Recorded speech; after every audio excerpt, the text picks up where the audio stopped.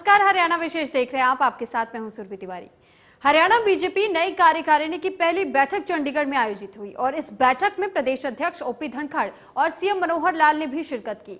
बता दें कि बीजेपी कार्यकारिणी की बैठक में छोटी टोली किस तरीके से काम कर रही है, इस पर चर्चा की गई। वहीं बीजेपी के राष्ट्रीय अध्यक्ष जेपी नड्डा वीडियो कॉन्फ्रेंसिंग के जरिए जुड़े।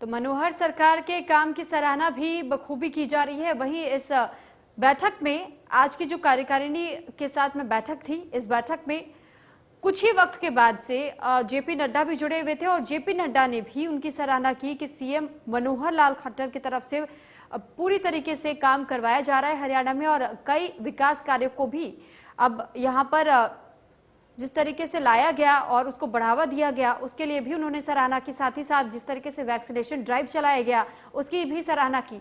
तो वहीं जेपी नड्डा ने कई बातों का और भी जिक्र किया। विपक्ष पर भी उन्होंने इस दौरान निशाना साधने का काम किया कि किस तरीके से विपक्ष लगातार पक्ष में बैठे हुए लोगों पर सवाल तो उठाती रहती है, लेकिन खुद जमीनी हकीकत कभी नहीं जानती। वहीं कार्यकारिणी की ये बैठक बुलाई गई थी और ऐसे में प्रदेश अध्यक्ष के तौर पर जब यहाँ पर जुड़े हुए थे जेपी नड्डा और सीएम मनोहर लाल खट्टर भी इस बैठक में मौजूद थे, तो दोनों ने ही कार्यकारिणी की टीम को लेकर के चर्चा की। हरियाणा बीजेपी की नई कार्यकारिणी की पहली बैठक में राष्ट्रीय अध्यक्ष जेपी नड्डा वीडियो कॉन्फ्रेंसिंग से जुड़े और इस दौरान उन्होंने कार्यकर्ताओं को सेवा ही संगठन है का मंत्र दिया। साथ ही उन्होंने मनोहर सरकार के कामकाज की जमकर तारीफ की। अगर किसी बच्चे ने अपने माँ बाप खोए तो उसके लिए भी आपने स्कीम निकाली और उसमें उनको हर तरीके की सुविधा देने का प्रयास किया, उनकी शिक्षा का प्रबंध किया, उनके स्वास्थ्य के लिए प्रबंध किया। वो जब 18 साल के होंगे तो उनको एक मुश्त एक बड़ा अमाउंट उनको दिया जाएगा, इस तरीके की व्यवस्था की गई। उसी तरीके से बीपीएल परिवार को 2 लाख रुपए, अगर कोविड से डेथ होती है तो उसको 2 लाख रुपए का मुआवजा देने का यह भी काम। और ये कोविड अभी ये घटनाएं घटी ही थी कि ये स्कीम लागू कर दी गई, इसको ध्यान में रखना चाहिए। और इंश्योरेंस कवर सभी किसान को, लगभग 10 लाख किसानों को और आढ़तियों को 10 लाख रुपए का इंश्योरेंस कवर दिया गया है, यह भी हमको ध्यान में रखना चाहिए। और इसी तरीके से मुख्यमंत्री परिवार समृद्धि योजना में 6,000 करोड़ रुपए, 6,000 प्रति वर्ष उन फैमिलीज को दिया जाएगा, 6,000 रुपए जिनकी सालाना इनकम 1,80,000 से कम है, इस तरीके का किया। कि भारतीय जनता पार्टी के कार्यकर्ता को इकोसिस्टम में इन सारी बातों को बारंबार रखते हुए लोगों को बताना पड़ेगा कि हम कैसे अंतिम आदमी की चिंता कर रहे हैं, कैसे हम सबका साथ, सबका विकास, सबका विश्वास लेकर के चले, कैसे हम अंतिम पायदान के व्यक्ति को सशक्तिकरण कर रहे हैं, कैसे हम महिलाओं की चिंता कर रहे हैं, कैसे हम अपने दलित भाइयों की चिंता कर रहे हैं, कैसे हम अपने गरीब भाइयों की चिंता कर रहे हैं, कैसे हम आयुष्मान भारत में उनके स्वास्थ्य की चिंता कर रहे हैं। ये सारी चीजों को हमको लोगों के सामने रखना पड़ेगा, रखना चाहिए। ये मेरा आपसे निवेदन है। सारे राजनीतिक दल आइसोलेशन में चले गए, सारे राजनीतिक दल कुछ तो आईसीयू बेड्स में पर पहुंच गए। ये उनकी स्थिति हो गई है, दिखते नहीं है, कहीं जनता के बीच में नहीं जा रहे। बड़े बड़े नेताओं से पूछे, मुझे तो 6 महीना हो गया निकले हुए, किसी से पूछो, मुझे तो 3 महीना हो गया निकले हुए, मैं तो घर में ही रहता हूं, आपको मालूम है मैं डायबिटिक हूं, पता नहीं मेरा क्या हो जाएगा। ये है सारे नेता, विपक्ष के नेता। एक नहीं दिखता, सारे क्वारंटाइन हो गए। और ऐसे में प्रधानमंत्री मोदी जी के नेतृत्व में भारतीय जनता पार्टी के करोड़ों कार्यकर्ता अपनी जान को जोखिम में डालकर, और जान को जोखिम में डालकर नहीं, जान गंवा करके भी सेवा ही संगठन है, इसको नीचे अमली रूप में पहुंचाया है, इसको हमको समझना चाहिए। उसी तरीके से आप देखेंगे फेस मास्क लगभग 1 करोड़ 40 लाख फेस मास्क बांटे गए, फूड पैकेट्स लगभग 50 लाख बांटे गए, राशन किट्स लगभग 30 लाख बांटे गए। ये काम देश भर में हुआ है और हरियाणा पीछे नहीं रहा। हरियाणा ने 4,300 लोगों ने ब्लड डोनेट किया, 4,300 पीपल ने, ये दूसरे वेव में 22 हेल्पलाइन सेंटर्स चलाए और फेस मास्क लगभग आपने 3.5 लाख आपने डिस्ट्रीब्यूट किया और लगभग आपने 1 लाख फूड पैकेट्स आपने बांटे हैं। मैं हरियाणा की इकाई को बधाई देता हूं, ओम प्रकाश जी और उनकी टीम को बधाई देता हूं, धन्यवाद देता हूं कि जिन्होंने, साधुवाद देता हूं जिन्होंने सेवा ही संगठन में पूरी ताकत लगा करके आपने काम किया है। तो हाल ही में हरियाणा बीजेपी की नई कार्यकारिणी का ऐलान किया गया। आपको ग्राफिक्स के जरिए बताते हैं आखिर बीजेपी की नई टीम में कौन कौन शामिल है।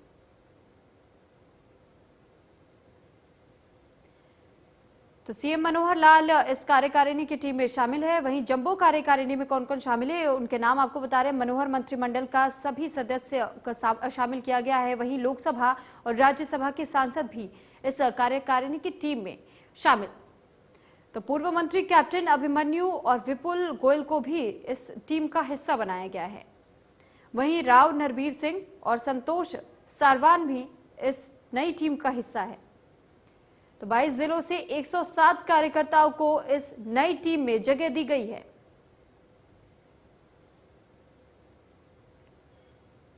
तो 3 कृषि कानूनों के खिलाफ किसानों का धरना प्रदर्शन जारी और ऐसे में किसान आंदोलन को एक बार फिर से तेजी देने के लिए 26 जून को संयुक्त किसान मोर्चा देश भर में सभी राज्यसभा भवन के सामने प्रदर्शन कर राष्ट्रपति के नाम ज्ञापन सौंपेंगे। और किसान नेता राकेश टिकैत ने इस बारे में कहा है कि 26 जून को किसानों का आंदोलन शुरू हुआ और 26 तारीख को सरकार के किसानों के साथ धोखा किया, इसलिए किसानों का ये 26 तारीख भूलनी नहीं है।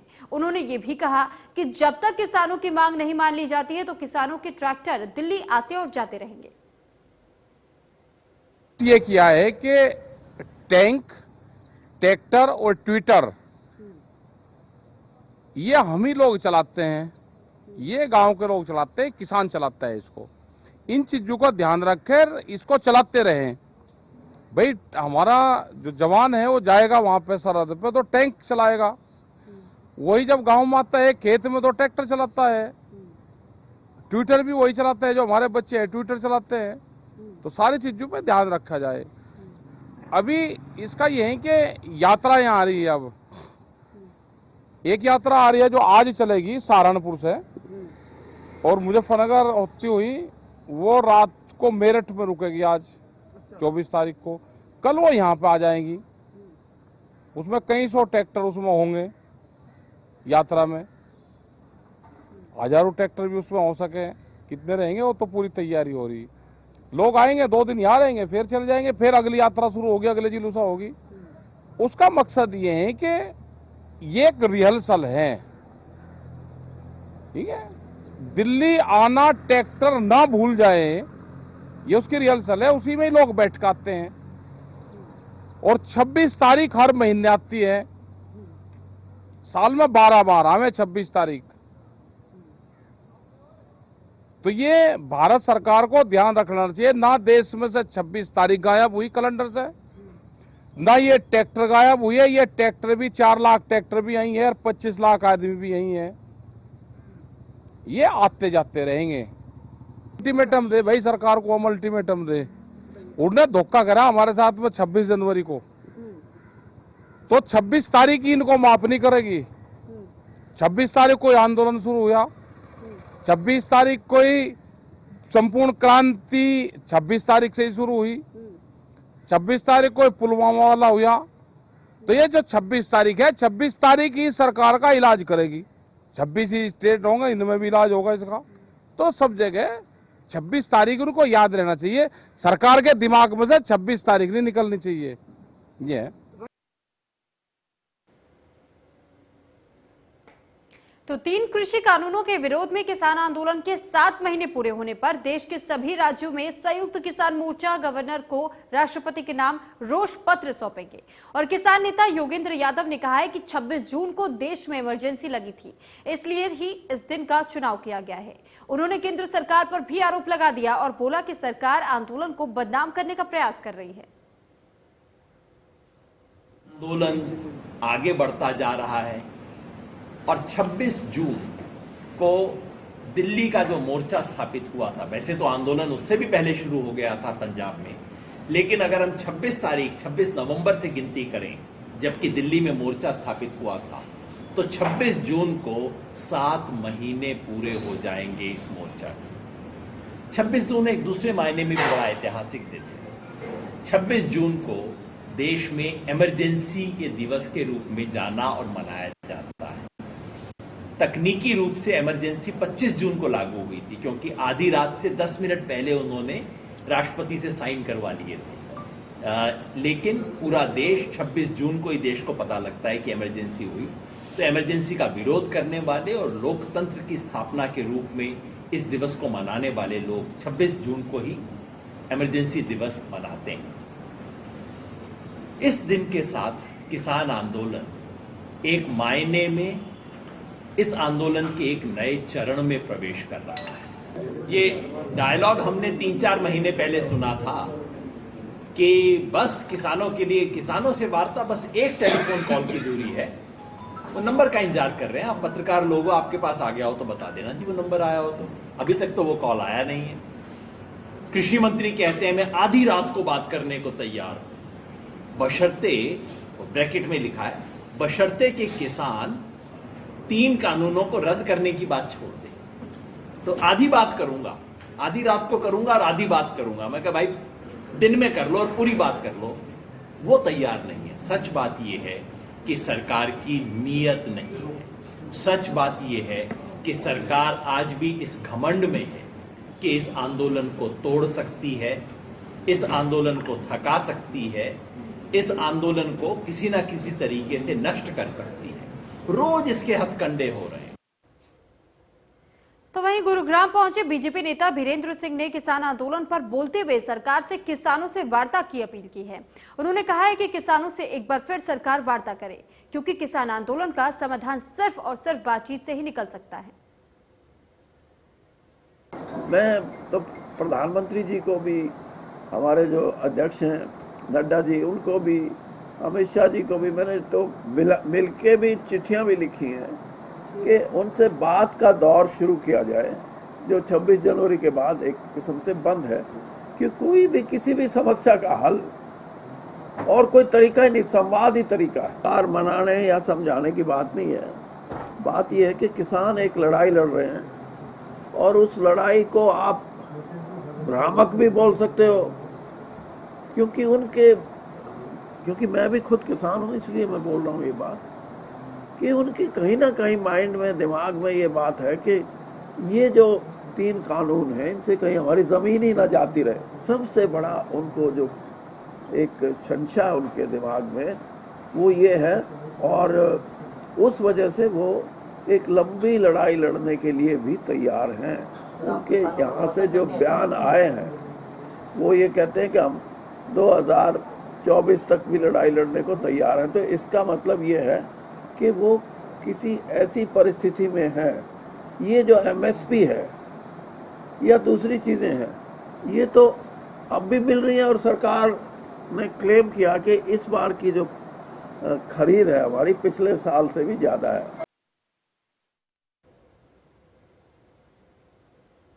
और यहाँ रुकेंगे एक छोटे से ब्रेक के लिए, जल्द हाजिर होंगे।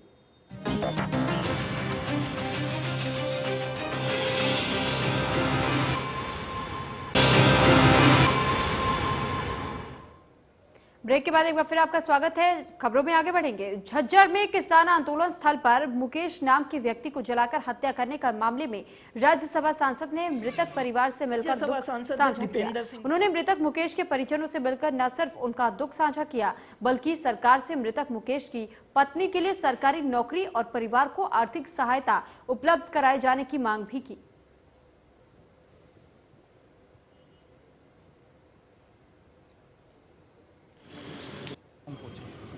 छोटे ही शब्दों में, क्योंकि हमें तो सबसे पहले तो हम जो हमारे भाई मुकेश कुमार कसार गांव के, हम ईश्वर से प्रार्थना करते हैं कि दिवंगत आत्मा को अपने चरणों में स्थान दे और इस दुख की घड़ी में परिवार को शक्ति दे। एक दर्दनाक परिस्थिति, ऐसी दर्दनाक चोट है जिसका दुख हमारे पूरे इलाके को, छत्तीस बिरादरी को, सभी को उसका बराबर दुख हुआ है। और इस दुख की घड़ी में पूरा इलाका, हम लोग परिवार के साथ हैं। इसके साथ साथ हम उम्मीद करते हैं कि ऐसी दुख की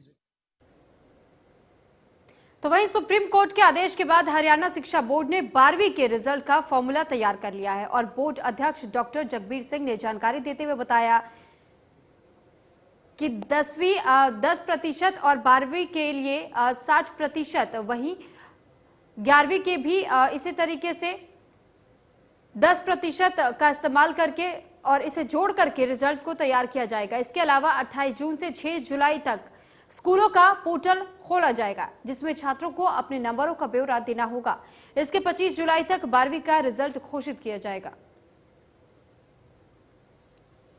में जो 12वीं की परीक्षा नहीं हो पाई, उसके परीक्षा परिणाम को तैयार करते हुए 10वीं कक्षा का 30% लेंगे, 11वीं कक्षा का 10% लेंगे और 12वीं कक्षा का 60% लेंगे।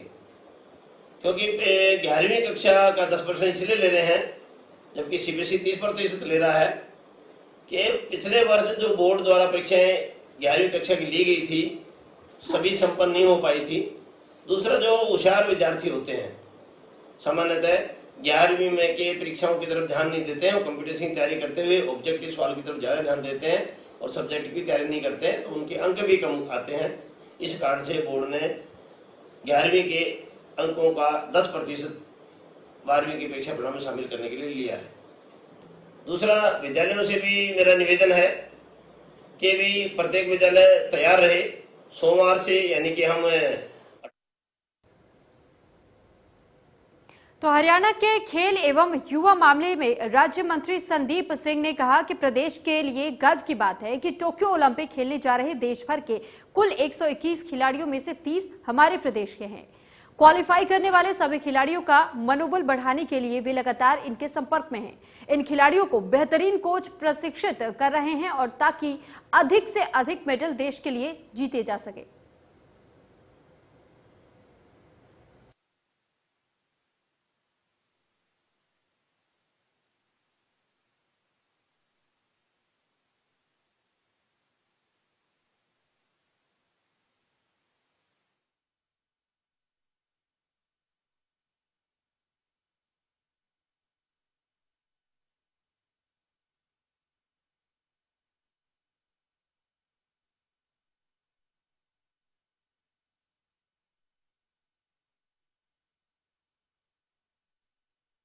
और इस बीच एक बड़ी खबर आपको बता दें, जम्मू कश्मीर पर पीएम मोदी की बड़ी बैठक खत्म हो गई है। ये बड़ी जानकारी आपको दे रहे हैं। जो 3.5 घंटे तक बैठक चली थी, ये बैठक खत्म हो चुकी है और इस बैठक में 8 दलों के 14 नेताओं के साथ ये बैठक हुई थी। पीएम मोदी की अध्यक्षता में बैठक बुलाई गई थी। जम्मू कश्मीर पर पीएम मोदी की जो बड़ी बैठक कितने लंबे समय से चल रही थी, 3.5 घंटे ये बैठक चली, जिसके बाद से बैठक खत्म हो गई।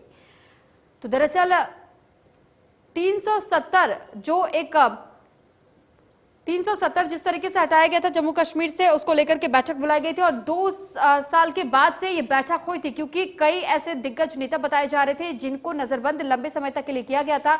उसके बाद से आज ये बैठक हुई और जम्मू कश्मीर के कई मुद्दों को लेकर के चर्चा की गई। इस बैठक में कई ऐसे अहम मुद्दे रहे, जैसे कि परिसीमन पर चर्चा हुई, जम्मू कश्मीर में चुनाव आगे चल के कैसे कराने हैं, ये तमाम मुद्दों को लेकर के इस बैठक में उठाया गया और इस पर चर्चा की गई।